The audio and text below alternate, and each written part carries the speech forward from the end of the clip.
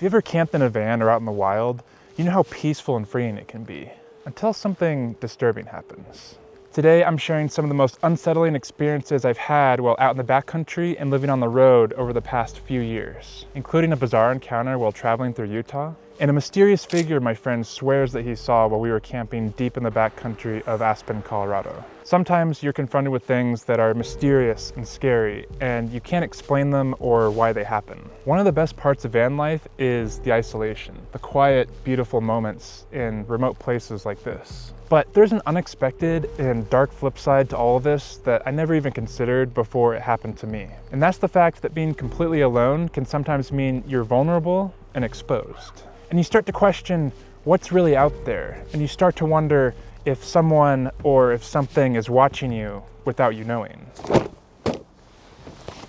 I was driving through Utah, thinking it was just going to be another quiet night on the road. I had just finished a long week of work with my good friend Brandon in Las Vegas. I decided not to stay in Las Vegas because it was still over 100 degrees at night and I didn't have any air conditioning in the van that was powerful enough to keep me cool, so I decided to drive north to find a cooler place to sleep. But as I kept going, I noticed a car following me, a lot closer than a car normally would. Luckily, my exit for Cedar City was coming up, so I was relieved to be getting off the main highway. As I made my way to the Walmart where I had planned on spending the night, I noticed that the car that was following me on the highway from before kept on following me, and I thought it was oddly suspicious. They were sticking to my every turn. I tried shaking them off, but no matter what I did, they just wouldn't let up. And this kept happening for about 10 minutes of me driving around town trying to lose them at 1 in the morning. Despite my efforts, even after 10 minutes of this, of me driving around at 1 a.m. in the morning trying to evade them, it was just useless. I couldn't lose them. I was tired and exhausted. I managed to get just a little bit of distance between me and the car, and I eventually made it to the Walmart and I parked next to a bunch of other vans and RVs. To my complete surprise, the car that was following me decided to pull up right here on my right passenger side. It was at this point I noticed an old woman in a silver car just staring at me intently, and it was just the most intense and creepy stare that I've ever seen, just looking at me through the cold glass. She motioned over to me to roll my window down, but I had enough. I didn't want to risk anything more than I already have. At this point, I definitely felt endangered and threatened, and I didn't want to become a victim of a robbery or maybe something else potentially worse than that. I floored it and got out of there. I drove around town attempting to get as much distance between me and the old lady as possible, while at the same time getting on Google Maps and trying to figure out where the nearest police station was. This whole process ended up lasting about 20 minutes straight, and it was useless of me trying to increase the distance between me and the car because at the end of the day, I had this big heavy van and they had this fast silver sports car and I just couldn't get away from them. I started to think, what do they want? Why aren't they going away? And why are they following me so intensely? What could they possibly want at 1 in the morning? In a last-ditch effort to get rid of them, I drove straight to the police station. It was as soon as I got there that they finally left me alone and they just kept driving off into the night. This was an encounter that I'm never going to forget.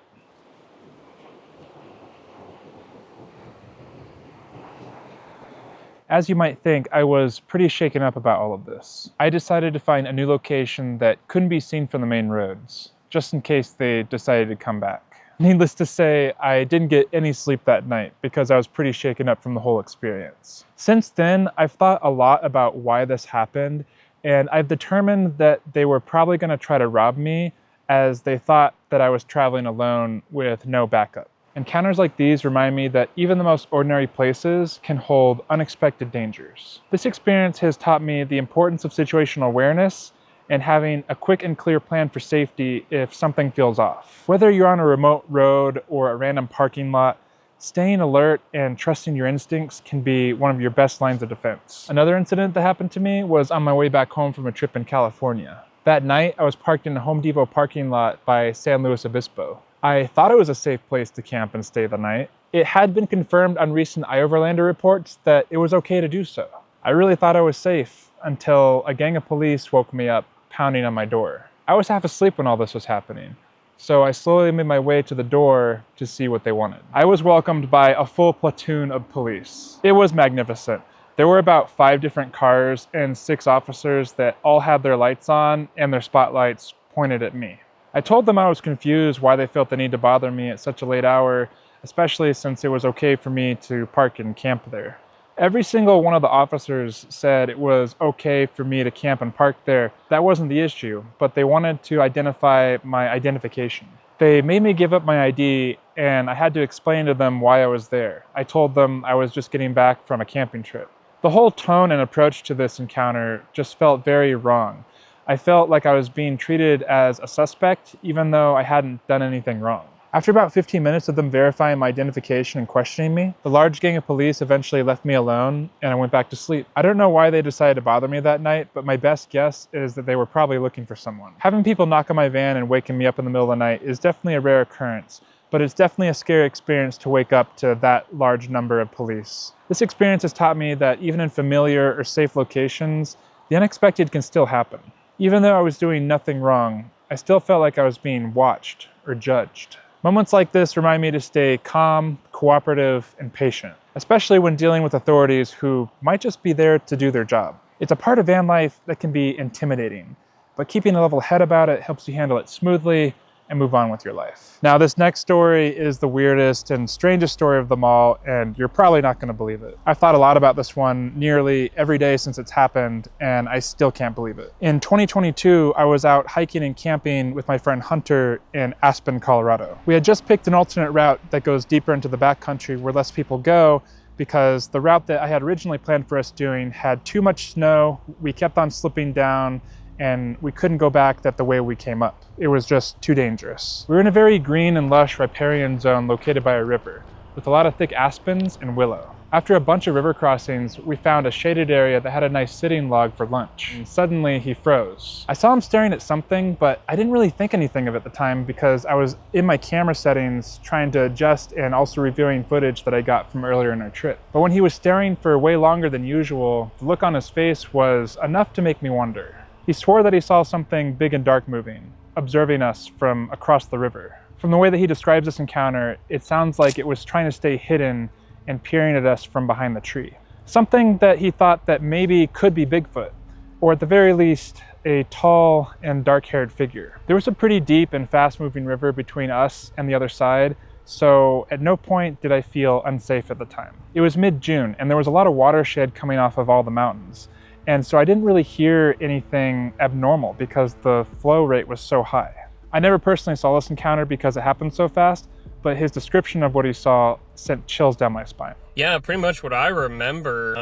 This was 2 years ago, I think, roughly. A little over 2 years ago.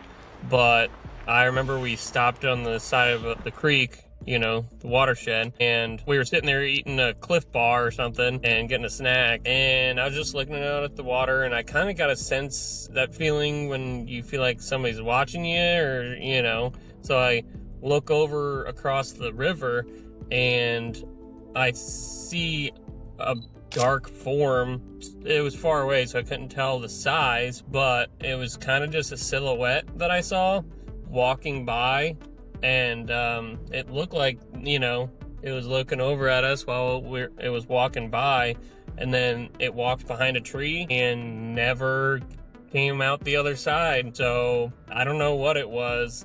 It could have been another person, but we looked on the map and there was no other trails on the other side of the river. So either it was somebody off trail or it was something a little more mysterious than that. Yeah.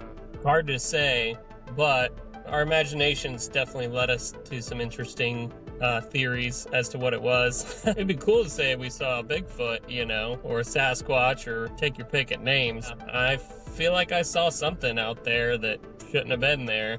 And that area of Colorado is just, there's trails and there's hikes, but it's so remote that you never know what could be out there, There's not that many people there on a regular basis, so I don't know. That's what I remember, though. Yeah, I don't even know how somebody could get to that side of the river, honestly, because I don't remember seeing any crossings to get across, and it wasn't like the creek that we'd crossed before where I built a bridge, where it was only maybe a 10-foot crossing or something. This one was like raging water, Russian white water that was probably 20 feet across that you wouldn't be able to get across that very easy. So can't imagine there was another person over there hiking, but I don't know, maybe my eyes were playing tricks on me, but I was pretty convinced I saw something over there walking and watching us. Yeah, and I think you may have gotten your camera set up after the fact, or I may have seen it as you were setting it up, like you said. And yeah, it was such a quick thing. It like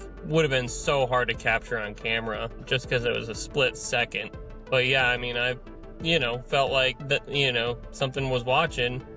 That feeling you get whenever somebody's looking at you and you look over and you catch them type of thing is definitely that kind of vibe. And so I look over and sure enough, I'm pretty sure I saw something just walking by and walks behind a tree and disappears. So I don't know. It was eerie. I just remember seeing a silhouette, a, human-shaped silhouette pretty much, and like arms moving back and forth like they're walking.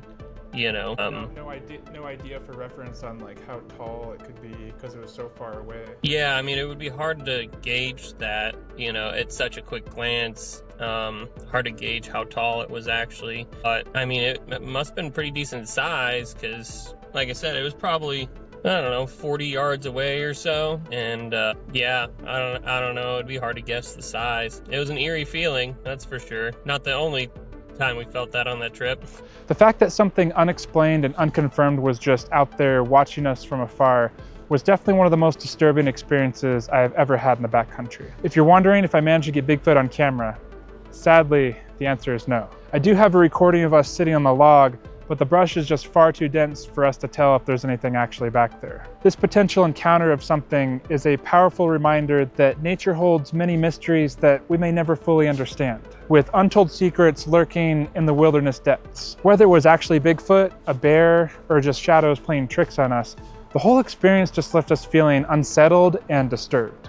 And this really reinforced the idea of having gratitude and respect for these remote and wild, distant places. Moments like these can remind us that the wild feels almost alive with its own spirit, and it evokes us with an endless source of curiosity, caution, and wonder. Over the years, after all these experiences, I've realized that the real cost of van life is the mental toll and all the experiences that you could potentially have. The unpredictability of it. The road can test you and make you feel like you have to be constantly aware of your surroundings. The reality is, it's wild out there, and you have to have a plan in the back of your mind just in case something happens. Living this close to nature means confronting mysteries that may never be explained. It's definitely a thrill, but sometimes it can feel deeply unsettling. It can be both haunting and humbling at the same time, and it can remind us about how small we really are out here in this world. Living in a van brings you very close to nature, and sometimes it brings you a little too close to things that we can't fully explain or understand. These encounters remind me that the wilderness and van life are full of mysteries, and some of them may be best left unexplored. Whether that these events are real or imagined, the fact is that you've experienced emotion, and that emotion will carry with you and add to the awe of life on the road. Have you ever had a strange or spooky experience while camping or living in your van? Let me know down in the comments below and I'll engage with you there. I'd love to hear your story. If you enjoyed this video, please consider subscribing to my channel. It really helps me out a lot. And check out this next video over here, where I talk to you about all the unexpected costs of living in a van. I'll see you over there.